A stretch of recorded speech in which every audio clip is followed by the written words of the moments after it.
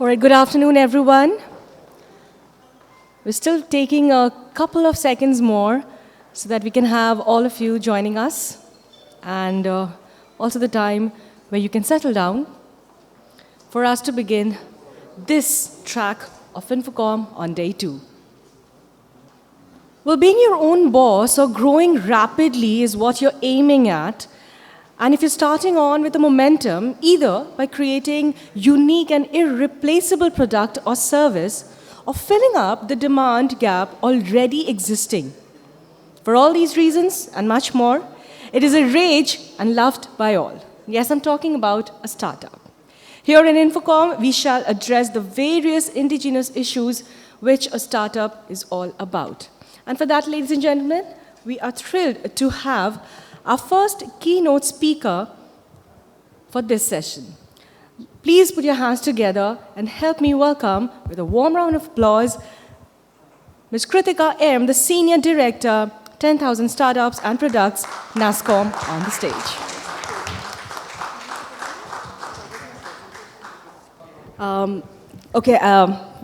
This works. So a very good afternoon, and thank you for being here, and it's an absolute pleasure to be here. Before I get into my presentation, I do want to put in front of you, I don't know how many of you know the kind of work that 10,000 Startups does as part of the NASSCOM initiative, which is largely to build on early stage startup incubation. And while we have a presence in about 5 or 6 cities, I do want to place on record the support from the West Bengal government in terms of driving the whole incubation space here in Calcutta and having it highly subsidized for tech startups. And along with that, of course, while we just bring in the added benefits of a startup kit or key mentors or the investor connects, but I think none of that would be possible at all if not for support from the West Bengal government in terms of the whole incubation space by itself, and that's such a key component, right? While we may like to believe, and we do say that, right? When we started the program, 10,000 Startups, 10 years back, and the first thing that we did was actually build incubation spaces, which is more like co-working spaces. Of course, 10 years back, there was no concept of co-working spaces. But today, every other street corner has a co-working space, but that still does not take away the importance of a well-done incubation center. There are multiple incubators and accelerators in West Bengal today, especially in Calcutta. But what it brings as a holistic program with the support of the government here, I think, is very key. The 2 things that I'm just going to talk to you about today. One is, of course, while we all have a broad perspective about what is India's tech startup landscape looking like, I'm going to spend a little more time as we go forward on how Enterprise Connect in terms of market access is changing the scenario a lot for startups, and what are those different models, and how that whole playbook is getting laid out and how it's important. And then we'll spend the last 10 minutes with Q&A. That's the flow of today. So all of us know that we are the third largest startup ecosystem in the world. We have over 750 active institutional investors.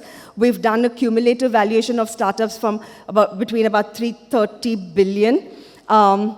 You will see the unicorn number as 90 plus, but that's like, largely the tech-based ones.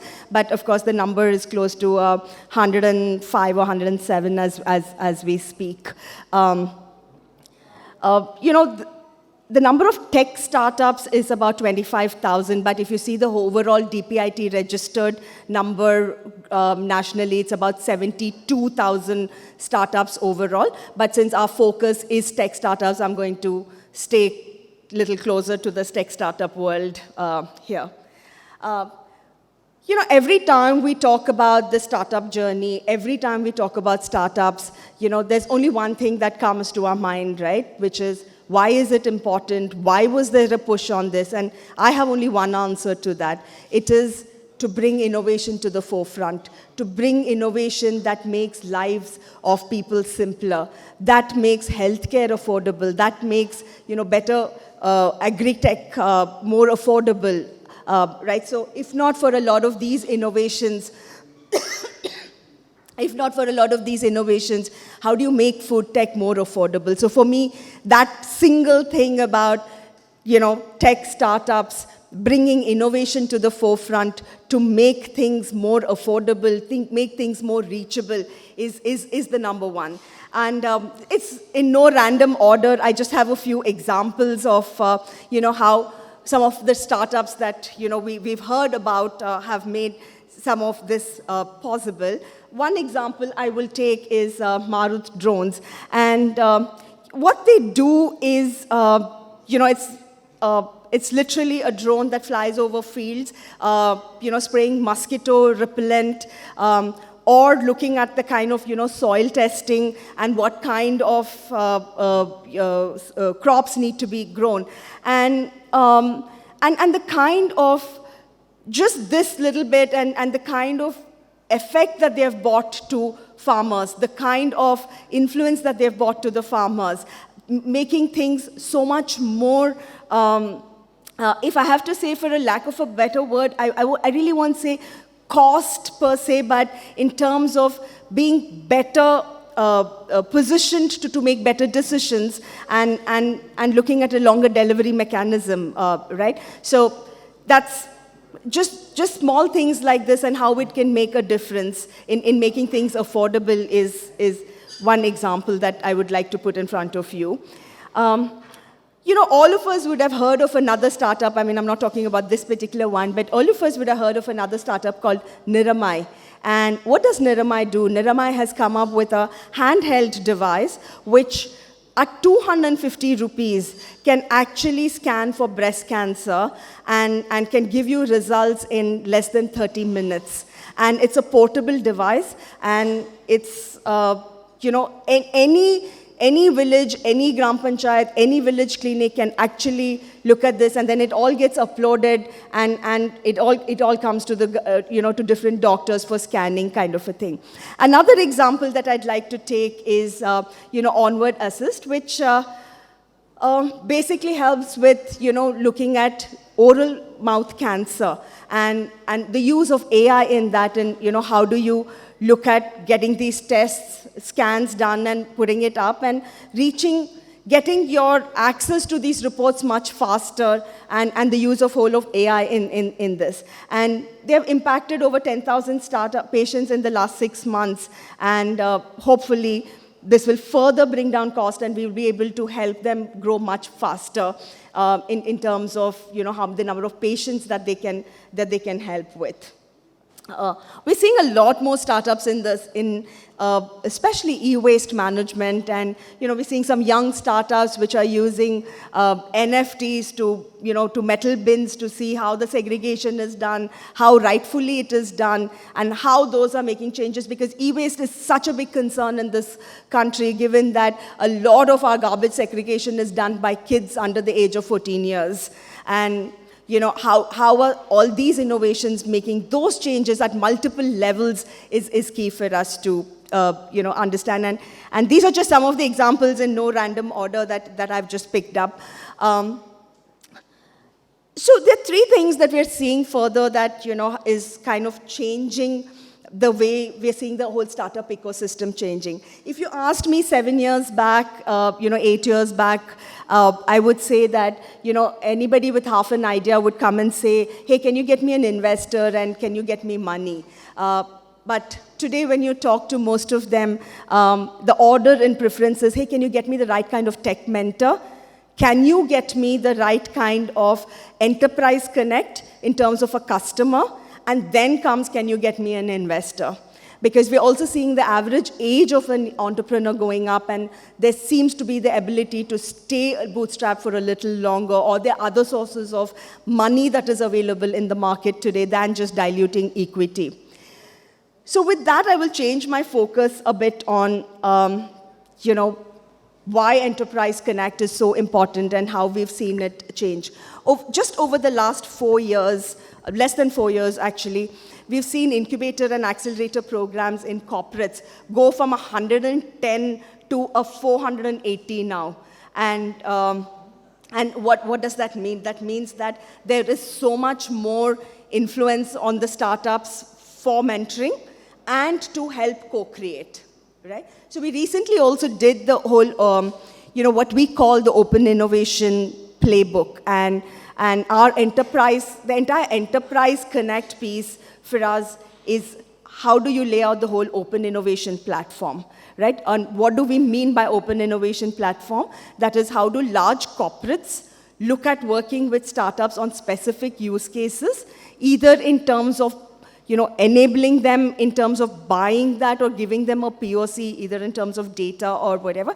By the way, this report of ours is completely available, downloadable from our community insights page.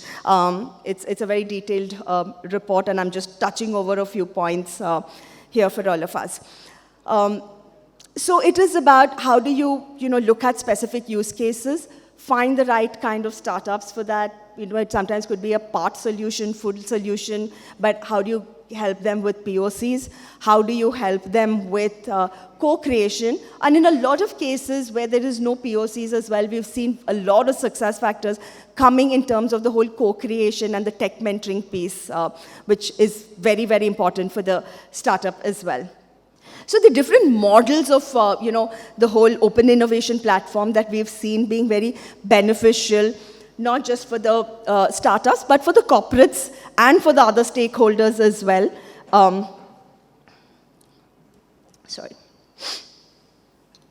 For the other stakeholders as well. And if I have to, talk about, filling the gaps in terms of the whole open innovation program, today, if you see, there are close to about 800 and odd corporates that work closely with startups in different ways. And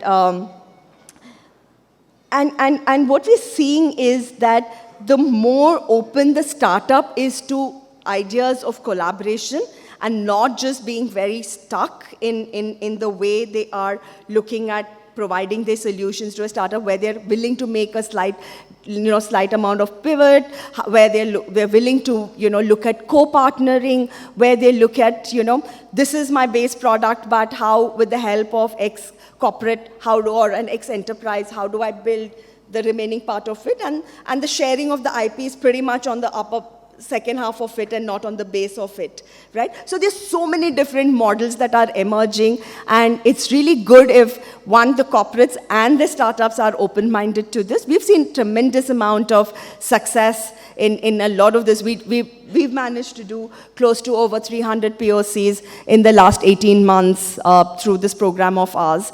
And not just us, but I would say as an ecosystem overall. And we really think that this is changing the dynamics of the way innovation is scaling, right? I'm not saying innovation happening, but the way innovation is scaling overall. So we spoke about startups and about the benefits for, one is, of course, the corporates in terms of, getting cutting-edge talent at a much easier space, the research expertise being cut short in terms of time, and then the startups themselves, right? Their whole go-to-market strategies, their co-product development, the right kind of product market fit, and more than everything, I will re-emphasize, I know I'm repeating this, but the right kind of mentorship, which is very, very important for the startup at the right stage. And every mentor at every stage will not work, and you will need different mentors at different stages, and how seriously you take this mentorship is also very critical. The other key part to this is academia, government, and other institutions, and this is primarily from a research and development support and looking at overall ecosystem growth, and that's the key area where academia, government play a very key role in bringing all of these together. So there are different models in which the startups and the enterprises work together, right? Of course, the large part of it is in building the right kind of market access, help in building and target the right market for the business growth. And then mentorship, which we talked about. Fundraising for innovation. This is where a large part of the investors which work on the whole open innovation model and who are open to this kind of, bring in a lot of funding here as well. And then for companies that are not completely looking at, which are more in the early stage of, enterprise, of Startup Connect, Enterprise Connect, and how do they work with startups, I think looking at a lot of these innovation challenges, right? I never underplay the importance of innovation challenges that is done either through different, whether it's the government front-ending it, or whether it's an enterprise front-ending it, or whether it's academia front-ending it, because this is where a large part of the discovery of solutions, a lot of discovery of new ideas happen. And that's why I think it's very, very critical that we continue to do a lot of these innovation challenges, continue to, discover the startups in the right fashion, and these innovation challenges also bring to the forefront, X startup, but coming up with a Y solution, right? And building that whole, flipping something completely in terms of an innovation that could be implemented and picked up by a larger organization. So I'm just going to sum up in terms of, for the corporates, it's all about skills, it's innovation, agility, cost. And for governments, it's about sector growth and scaling the startups. For investors, it's access to high potential startups and looking at equity share. And for the startups, it's of course funding, go-to-market, and mentorship. And for academia, it's connects, funds, technical support, and industry expertise that they bring into their, especially their academic incubators and accelerators. So, I will kind of leave everybody with, a couple of thoughts here in terms of saying, take your mentorship very seriously, right? Be a lot more open to enterprise connects and be open to, working closely with research and development organizations, even if it is coming from an academia side, and be very, aware of the different kind of grants and that are available in the market, right? There are tons and tons of different kind of grants, different kind of, across state, center, everywhere, different kind of funds, money, grant and aid, equity-based funding, that's kind of available. And I'm not talking about the investor community, but I'm talking from state and center government and other organizations and other banks. Just be a little more aware of these things, and organizations like ours will always have some of this information, and but not the least, take your mentorship very seriously, and that makes a lot of change in terms of where your business will head, because we've worked with close to, I think we're close to reaching our 10,000 number, so with 9,000 odd startups over the last 10 years. And I can tell you the one thing that I've seen make a change for any startup that we have incubated physically, virtually, Corporate Connect, Investor Connect, is when they've taken their mentorship very seriously, and they've done significant amount of investment in their marketing. So I will stop with that and see if there are any questions, and I'm happy to take any questions.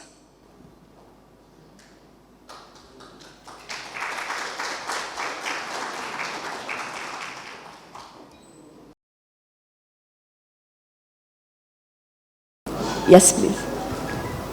Is there a shift in the way the startups are being valued today? I mean, from income ESG perspective. So, and how typically startups are praised, and if there's a shift in the way they're valued?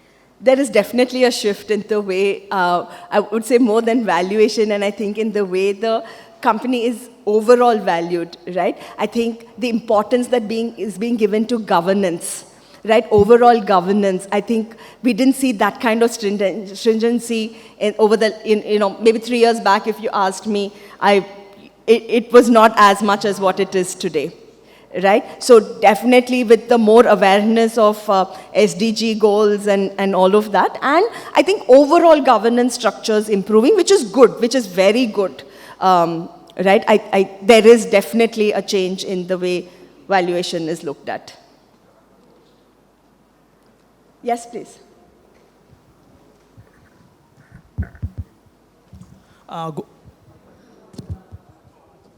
Good afternoon. I am Dr. Saptarshi Chatterjee. I head the e-UVA Center supported by BIRAC at Adams University, which is a pre-incubation unit. So my experience in the last few years working on these domains is that most of the academic incubation centers who have access to original ideas from the students are working in silos.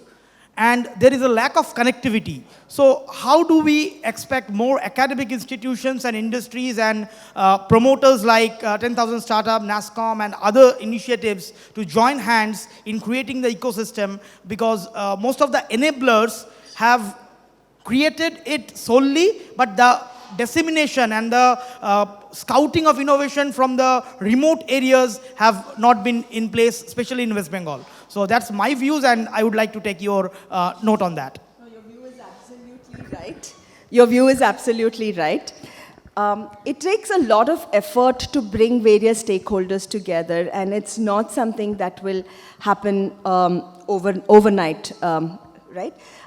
So if you look at, so there are two parts to this problem. One is academic institutions, their incubators, the startups they have, their ability to scale. That's one part of it, right? If you have to scale, it has to be market access, and we define market access in two ways, right? Either you look at your, one is your enterprise connect, or you look at, your other ways of acquiring your customer in terms of domestic market access. And we feel that that collaboration doesn't happen very easily.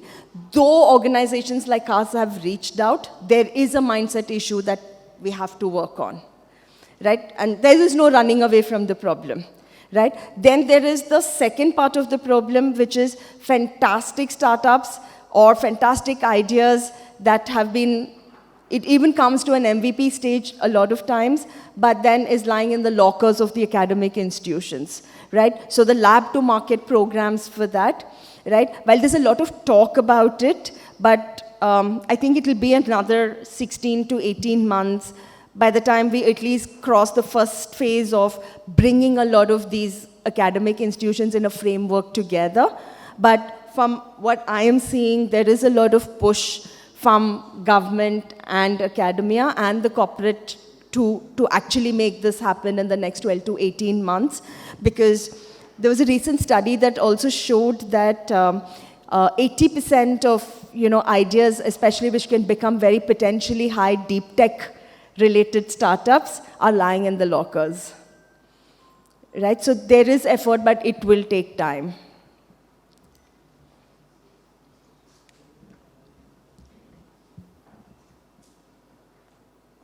Good.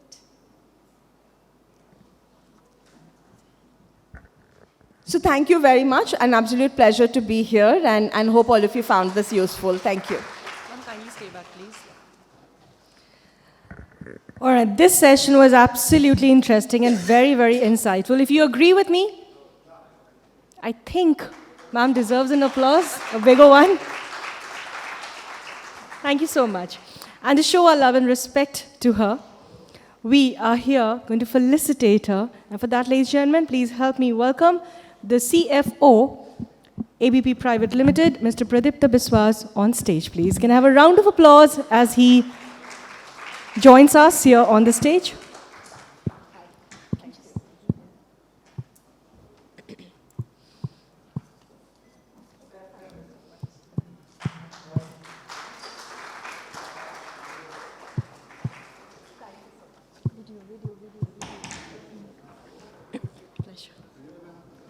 All right, ladies and gentlemen. So next, what you're coming up with is a very beautiful and very intriguing visual presentation, which is going to be about Bengal's delicacies, Bharat's delight.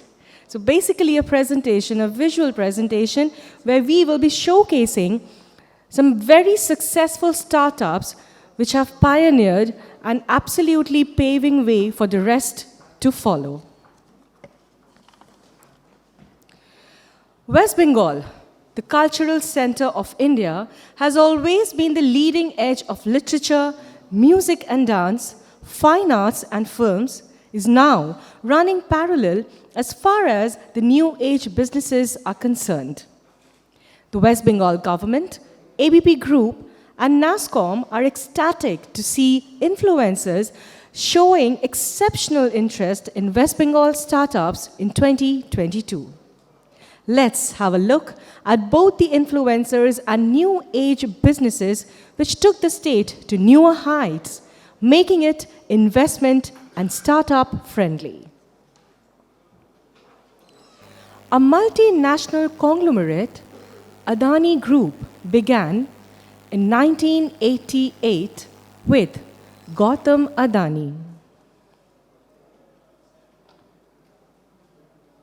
Sebia Analytics. The group recently acquired an advanced analytics and machine learning company, Sebia Analytics, founded by Anshuman Bhattacharya. The Indian actress Vidya Balan, a National Award winner, was lately seen appreciating 12 store products, a brand she truly loves and resonates with.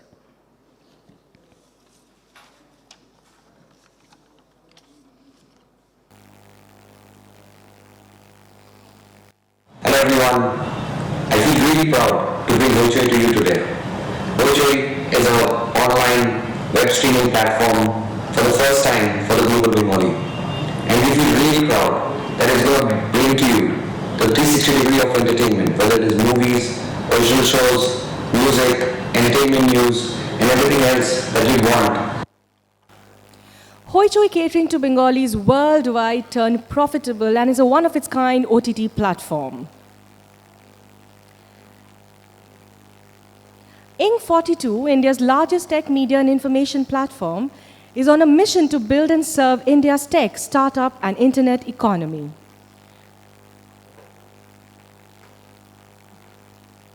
Aero EV garnered the attention of Ink42 in October 2022. An agnostic EV charging software platform, Aero EV is building India's one of the most affordable and fastest growing electric vehicle charging stations network. The West Bengal government, NASSCOM and ABP Group collectively celebrate these promising startups, wishing them success and look forward to more influencers taking interest in the state in times to come. If you are feeling equally proud as I felt during the presentation, I can definitely ask for you, all of you, to please applaud for all the startups which are happening and showing the world a better place. Well, having said that, I think it's a perfect time to thank all my sponsors, starting with the host state, Department of Information and Technology and Electronics, Government of West Bengal, data center partner, Yota, cybersecurity partner, Palo Alto, gold partner, NTT, silver partner, CrowdStrike, delegate partner, JIS University, Infocom Changemakers Awards partners, Hewlett-Packard Reddington, Sentinel-1, Dot1, and 4C+, principal partner HR Forum, Adamus University, CIO and Security Forum, EY, co-host STPI, session sponsor Cybolt, digital transformation partner TCG Digital, CISO session partner ACOPS, hybrid cloud partner CFI, learning partner AJ Global, education partner SNU, IT space partner Infinity, spotlight session powered by Ambuja Neotia, startup forum partner NDH Co. Associate sponsors are Tata Communications, Dhruva, DCC Services, Barracuda, Pinnacle Infotech, and Sigrid Power Grid. Thank you all the sponsors for being here and making this event a very, very insightful one as well.